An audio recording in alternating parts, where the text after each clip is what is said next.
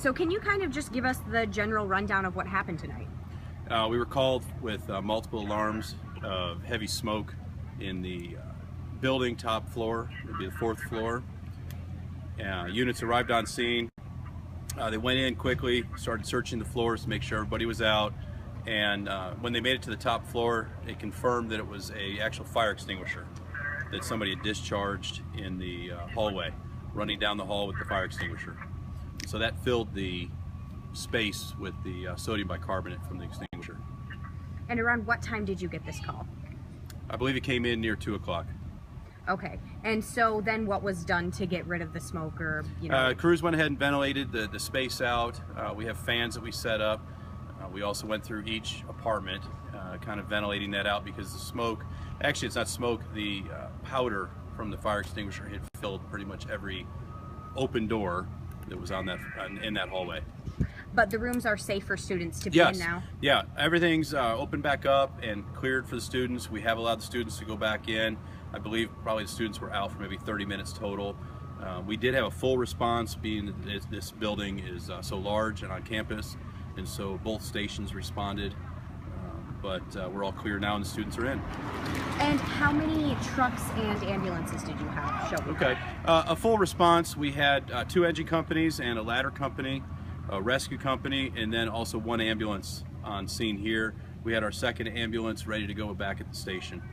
And so are students going to notice anything odd in their rooms because of the fire extinguisher, you know, filling every single room? That 400 wing, it's going to have powder, let's say, in the hallway until they get it vacuumed up, and then in some of the rooms, the powder did get underneath the doors, but the living spaces are all clean and fine for the students.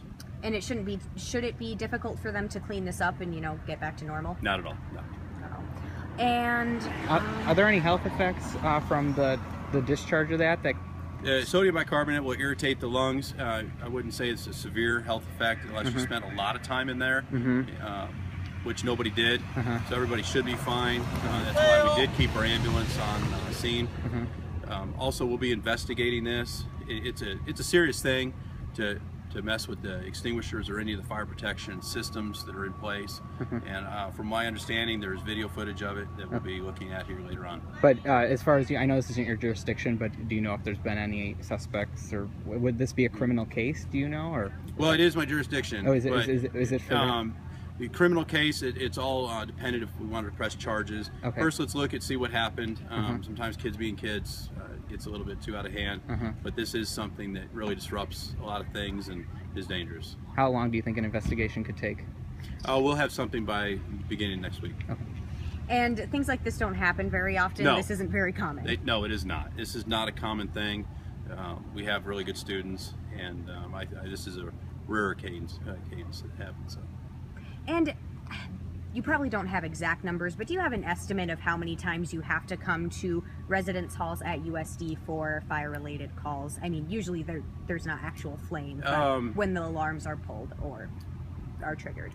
Just a dozen times, maybe a couple, 2 or 3 dozen a year. That's it. You know, I know that's quite a range I just gave you, but not too many. Is there an estimate of the number of students that were in the building at the time, or was that? I don't know. Okay.